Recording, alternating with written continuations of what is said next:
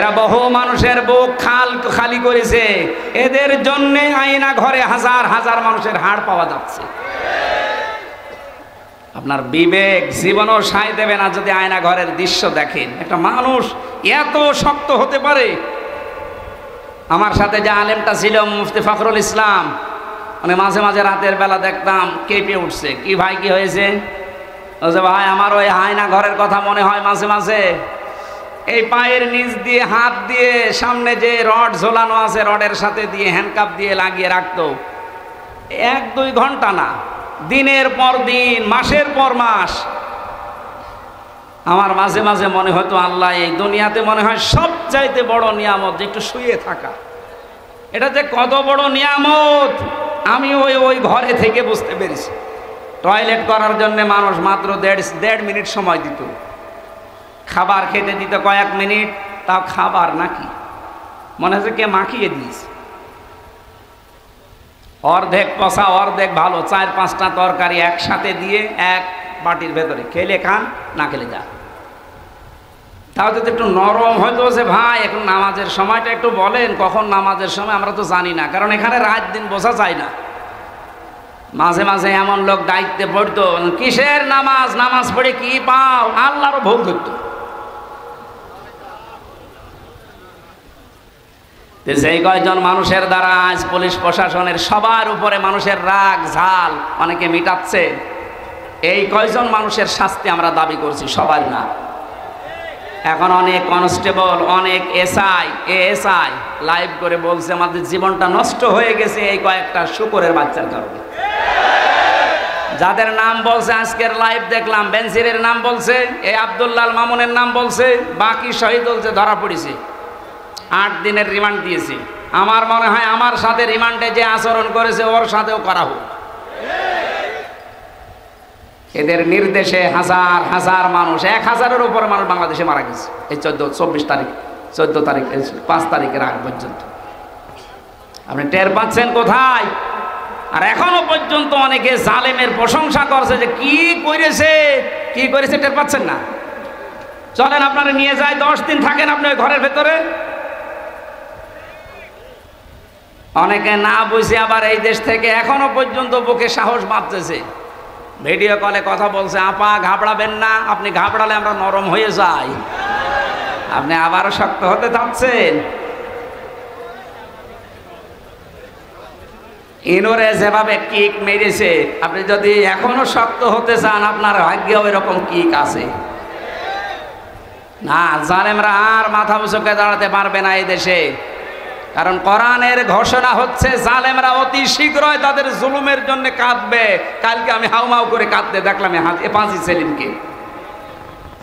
এই জন্য কোনো মানুষ জুলুম করবেন না, খুব মারাত্মক অপরাধ এটা। এর চাইতে বড় অপরাধ আর দুনিয়ায় নেই। তার দুনিয়াও শেষ, আখিরাতও শেষ।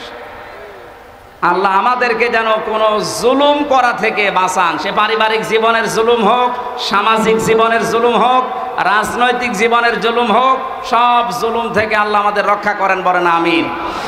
দরুদ আর সালাম পাঠের মাধ্যমে আজকের তেলাওয়াতকৃত আয়াত সূরা মারিজ কয়েকটা আয়াত পড়েছি। আমার আলোচনার বিষয় হচ্ছে মুক্তিপণ। আমার বাবাকে যেমন মুক্তিপণ নিতে চেয়েছিল 10 লাখ দেন, নয়তো 50টা মামলা দেব, এরকম মুক্তিপণ সামনে আসতেছে। কোরআনে কারীম জানাচ্ছে, ও বাংলার মানুষেরা কান খাড়া করে শোনো, ওয়ালা ইয়াসালু হামিমুন হামিমা ইউবাসসিরুনাহুম ইয়াবাদুল মুজরিমু লাউ ইয়াফতাদি মিন আযাবি ইয়াউমিযিন বিবানি। এই কারা চলে যাচ্ছে? কারা গো? প্রসবের জন্য গেলে যান, বাকি ভালো লাগছে না এই মনে করে যদি কেউ কোরআনের আলোচনা ছুড়ে চলে যান, আপনি টাটকা নির্ভেজাল মুনাফিক। এই জন্য প্রসব পায়খানার জন্য যান, বাকি জন্য যাবেন না। জানছে এখানে কষ্ট হচ্ছে, ভেজা জায়গা তো। আল্লাহ পাক বলেন, কোন শহীদের পরিচয় দিতে চাইবে না, যদিও তাদেরকে সম্মুখে হাজির করা হবে, বন্ধুর পরিচয় দেবে না। এমনকি অনেক মানুষ আছে নিজের অপরাধ ঢাকতে মুক্তিপণ হিসাবে বাঁচার জন্য নিজের সন্তান পর্যন্ত আল্লাহর কাছে বলবে আল্লাহ মুক্তিপণ হিসাবে দিয়ে দিলাম। বলেন নাউজুবিল্লাহ। আয়াতটা পড়ার পরে আমার ছোট মেয়েটা এই যে ফারিহা জান্নাতের সাথে আমি মিলিয়েছিলাম, আল্লাহ বললেন সন্তানও পর্যন্ত মানুষ দিতে চাইবে, অথচ আল্লাহ রসুলের পরে এই পৃথিবীতে সবচাইতে বেশি মহব্বত ভালোবাসা আমার এই ফারিহার উপরে। এত ভালোবাসা জেলখানায় থাকার পর ওর বেশি বেড়ে গেছে, কারণ ওরে আমি 1 বছর রেখে গিয়েছিলাম, এখন 4 বছর বয়স ওর। এত ভালোবাসা জন্মিয়েছে, ওরে চোখের আড়াই করলে বারবার মোবাইলে আমি দেখে নেই, অথচ আল্লাহ বলছে ফারিহাকে হামজা কিয়ামতে আল্লাহর কাছে বলবে আল্লাহ এইটাও দিয়ে দিলাম, আমাকে ছাড় দেন। সাহিবাতিহি ওয়া আখি, মানুষ তার নিজের স্ত্রীকে নিজের ভাইকে বলবে আল্লাহ এগুলোও দিয়ে দিলাম। অফাসিলাতিহিল্লাতি তুবি, নিজের জ্ঞাতি গোষ্ঠী, নিজের দলের লোক, রাজনৈতিক আশ্রয় যারা, সামাজিক আশ্রয় যারা, পারিবারিক আশ্রয় যারা তাকে দিত, এই গোষ্ঠীর লোক পর্যন্ত মানুষ বলবে আল্লাহ সব দিয়ে দিলাম। অমাং ফিল আরদি জামিআ, দুনিয়ায় যত সম্পদের মালিক ছিলাম সব আমি দিয়ে দিলাম, আমারে আপনি বাঁচান। এ কথা মানুষ বলবে। এ সাক্ষী দিচ্ছে কে বলেন তো? আরো জোরে বলেন। একটা কালকে আমি আরো বেশি বিশ্বাস করে ফেলেছি, এখনো বিশ্বাস ছিল আগেও। এই পাজি সেলিমের যে কান্নাকাটি হাউমাউ করে জজের সামনেও যা করছিল, আমার মনে হচ্ছিল যদি ও বলতে পারতো, কথা তো বলতে পারে না, নৌকা বলতে গেলে হৌকা বলে, মুখ দিয়ে কথা এরকম বের হয় না। ও যদি কথা ভালোভাবে বলতে পারতো তাহলে বলতো জজ সাহেব আমার যত সম্পদ আছে সব আমি দিয়ে দিলাম, আমার এই মামলা থেকে মুক্তি দেন। কিয়ামতের ময়দানেও তো মানুষের বিরুদ্ধে মামলা হবে, কি হবে বলেন বলেন। এই মামলা থেকে, অভিযোগ থেকে অব্যাহতি পাওয়ার জন্য মানুষ নিজের সন্তান, স্ত্রী, ভাই, জ্ঞাতি গোষ্ঠী, সম্পদাদি সব দিতে চাইবে, বিনিময়ে চাইবে যে আমারে মুক্তি দেন। আল্লাহ বলেন কাল্লা ইন্নাহা লাযা, কখনোই না, তোর আমি লাজাই দেব। ও মাগুরাবাসী, লাজা কি? এটা জাহান্নামের একটা দরজার নাম। জাহান্নামে একটা দরজা 7টা, তার 3 নাম্বার দরজার নাম হচ্ছে লাজা। এত ভয়ঙ্কর, এত কঠিন এই জায়গাটা, আল্লাহ নিজে পরিচয় দিচ্ছে নাজ্জাআতাল লিশাওয়া। এখানে প্রবেশ করার সঙ্গে সঙ্গে মানুষের চামড়া খসে যাবে।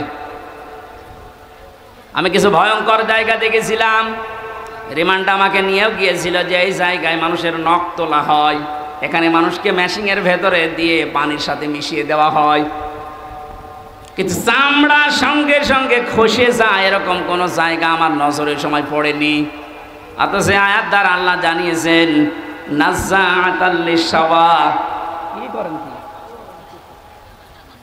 এগুলো মোনাজাতের আগে দেওয়া যায় না?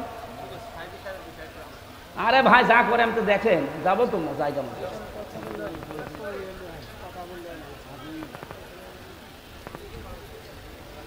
নাজ্জাআতাল লিশাওয়া দিয়েছেন আল্লাহ।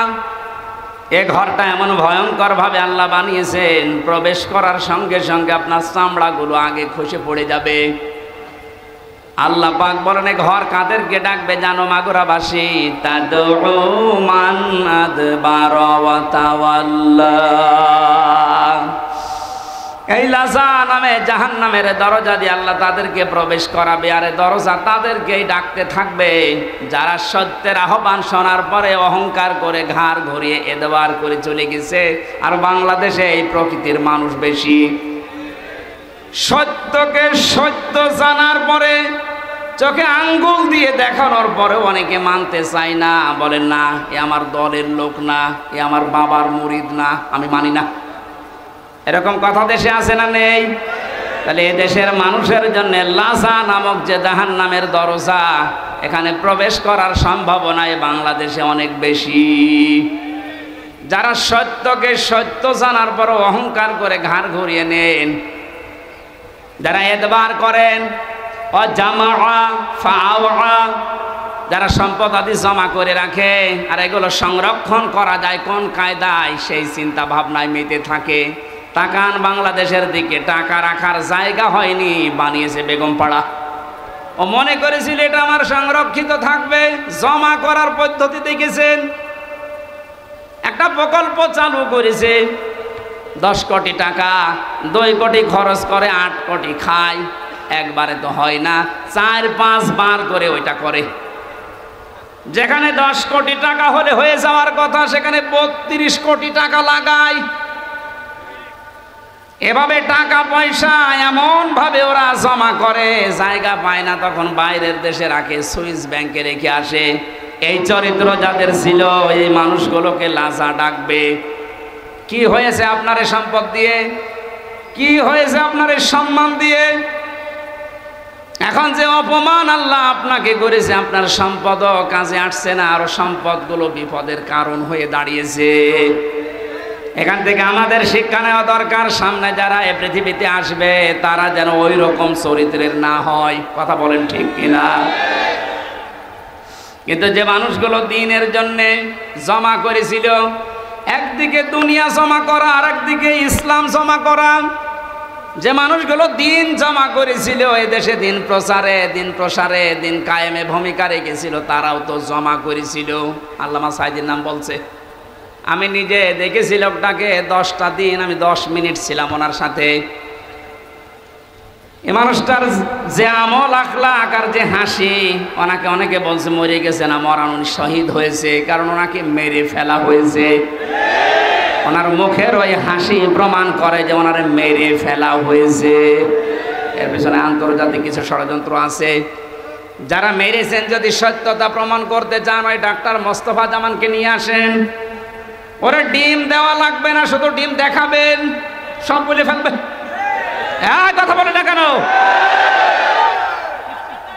সুতরাং কোরআনের পাখিকে যারা বলেন, ভাবেন, মনে মনে করেন উনি মরে গেছে না, মরা না, উনি শহীদ হয়েছেন, উনি জীবিত, উনি আল্লাহর কাছে কিয়ামত পর্যন্ত খাবার পাবে। আর জালেম যারা, আপনি কি করলেন? আপনার দুনিয়াও শেষ, এই সম্পদগুলো এখন দুদুকে ধরবে, হিসাব দিতে দিতে তো মরবেন, আর পরকাল তো আপনার শেষই। কারণ কত মানুষের সম্পদ আত্মসাৎ করেছেন, এদের জবাব দিতে দিতে আপনার পরকাল শেষ। আল্লাহ আমাদের ওইরকম জীবন যেন না দেন, বলেন আমিন। পারিবারিক জীবন নিয়ে কয়েকটা জিনিস আমি ওখান থেকে নোট করেছিলাম জেলখানায়। তার ভেতর অন্যতম কারণ, ওখানে আমি দেখেছি অধিকাংশ মানুষের মামলাগুলো সাধারণ যারা, সব পারিবারিক জীবনের কারণে। হয় বউ পিটিয়েছে, নাই যৌতুকের কারণে, নাই বউ মেরে ফেলেছে। এখন যিনি জল্লাদ আছে কেন্দ্রীয় কারাগারে, যে ফাঁসি দেয়, আগে তো শাহজাহান জল্লাদ ছিল, এখন যে দায়িত্বে আছে ইলিয়াস, এই লোকটা 17 বছর ছিল সৌদি আরবে। এরপরে এখন 22 বছর পর্যন্ত ওর জেল। প্রথমে ফাঁসি ছিল, ওখান থেকে এখন যাবজ্জীবন জেল। 30 বছর বয়সে না 35 বছর বয়সে যেন জেলখানায় ঢুকেছে। 35 আর 17 আর 22 কত হয়? আমারে মাঝে মাঝে দেখা করতে এসে বলতো, হুজুর জীবনটা শেষ করে ফেলেছে এই মেয়ে লোকটার কারণে। বিয়ে করেছিলাম বড় আশা নিয়ে, বাড়িতে আসার পরে আমার মার সাথে বর কোনো মিল নেই, কিছু হলেই ঠোকামুখি করে, আর আমারে বলে আলাদা হওয়া লাগবে। মাকে, আর আমার বোন ছিল, বোনকে কিছু দিলেই ওর চোখ টাটায়। মা বোন যারা এসেছেন, আপনাদের মন আপনি উদার করবেন। আপনার নিজের মা, নিজের ভাই, নিজের বোনের জন্য যদি আপনার স্বামী খরচ করে, আপনি আরো বাহবা দেন যে হ্যাঁ খুব ভালো মানুষ। আর স্বামীকে যে ছোটবেলা থেকে 25 বছর 30 বছর পর্যন্ত ওর পেছনে শ্রম দিল, ওই মা বাবা ভাই বোনের পেছনে একটু খরচ করলে আপনার চোখ টাটায়, আপনি মানুষ। নবীজি বলেন, কোন স্ত্রী যদি চায় যে তার স্বামী বেশি দিন বেশি থাক, তার হায়াত বেড়ে যাক, তার সম্পদ, তার সম্মান দুনিয়ায় বেড়ে যাক, তাহলে সেই স্ত্রী যেন মাঝে মাঝে স্বামীকে বারবার অনুরোধ করে, স্বামী তুমি আর যাই করো অন্তত রক্তের সম্পর্কগুলো ঠিক রাখো। কিন্তু এরকম বউ এখন ঘরে ঘরে নেই। মা বোনেরা যারা এসেছেন, শুধু নামাজ পড়া, রোজা করার, কালো বোরকা পরা ইবাদত না, এটা পারিবারিক জীবনের ইবাদত। এই ইবাদতটা আজ বাংলাদেশের 100টার 98টা পরিবারে নেই। বেশি বলে ফেললাম না? এটাই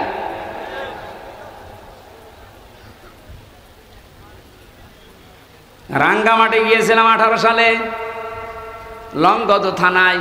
আসার সময় আমারে বলছে, হুজুর চলেন বৃদ্ধাশ্রম দেখে আসি। যে দেখি এক কলেজের প্রফেসর মায়ের পা ধরে কাঁদছে। ডাক দিয়ে বললাম, স্যার কি হয়েছে?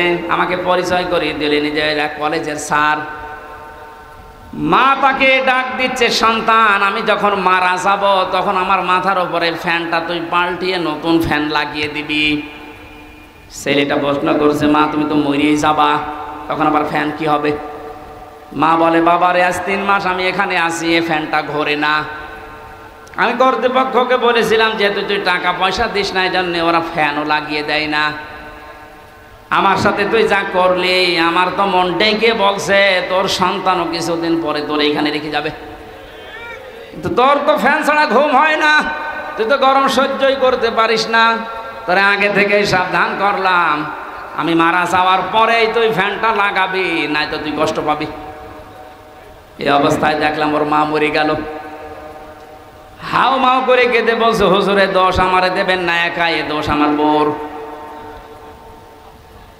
আমার দুইটা বাচ্চা আছে, সব সময় আমার পেছনে লেগে থাকে আমার স্ত্রী, যে এই বুড়িকে যদি বাড়ি রাখো তোমার ভাত আমি খাবো না। বাধ্য হয়ে আমি তালাকও দিতে পারি না আমার সন্তানের দিকে তাকিয়ে। শেষ পর্যন্ত মাকে আমি রেখে এসেছিলাম বৃদ্ধাশ্রমে।